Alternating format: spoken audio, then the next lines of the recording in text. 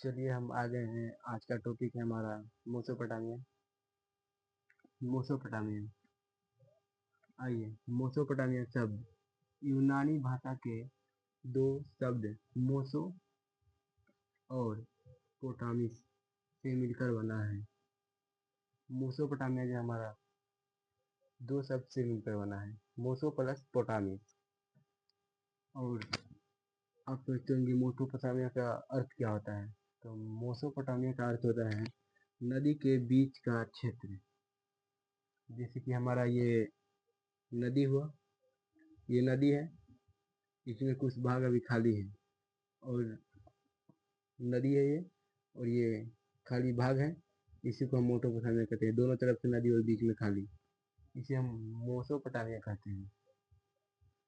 और यह दजला और फुरात नदी के बीच का स्थित उपजाऊ भूमि के बीच स्थित है। यानी कि ये जो मेसोपोटामिया है, दजला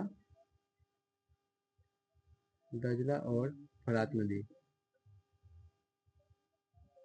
दजला और फरात नदी के बीच स्थित है। और यहाँ का भूमि जो है, यहाँ का भूमि जो है काफी उपजाऊ भूमि है। और यह वर्तमान में इराक गणराज्य का हिस्सा है। और यह जो है वर्तमान में इराक का हिस्सा है। किसका हिस्सा है ये? इराक का। किसका है? इराक का। इराक गणराज्य का हिस्सा है। लेखन कला तथा शहरी जीवन की शुरुआत मेसोपोटामिया से हुआ।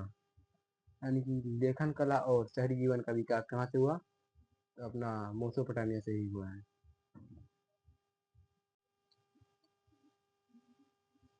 मेसोपोटामिया के प्रसिद्धि के कारण संपन्नता। पहला कारण क्या है? संपन्नता। दूसरा कारण क्या है? शहरी जीवन। तीसरा कारण क्या है? विशाल एवं समृद्धशाली साहित्य। और चौथा कारण है गणित। और पांचवा कारण खगोल विद्या। प्रमुख शहर आइए जान लेते हैं। इसके प्रमुख शहर है, इसका शहरी कृत दक्षिण भाग के सुमेर तथा अक्कद कहा गया। यानी कि आइए यहाँ पर हम जानते हैं। जैसे कि ये दक्षिण भाग, यह दक्षिण भाग,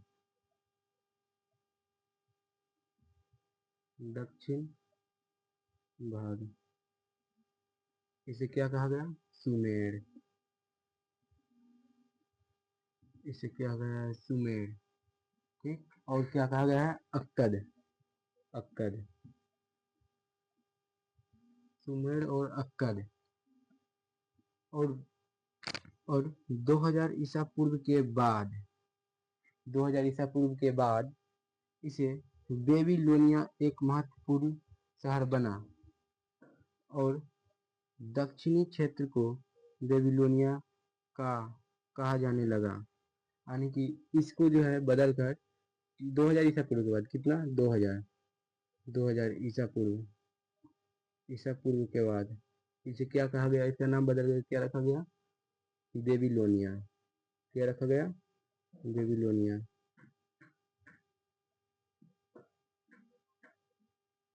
बेबीलोनिया, इसे बदल कर क्या रखा गया? बेबीलोनिया।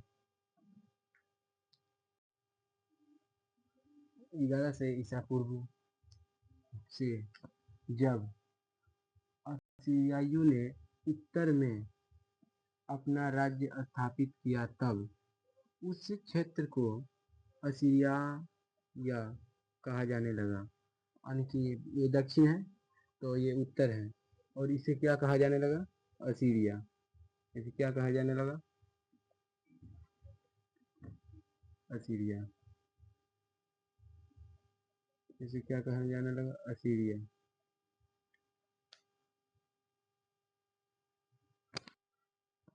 और आपका अगला टॉपिक रहेगा मेसोपोटामिया की प्रमुख भाषाएं।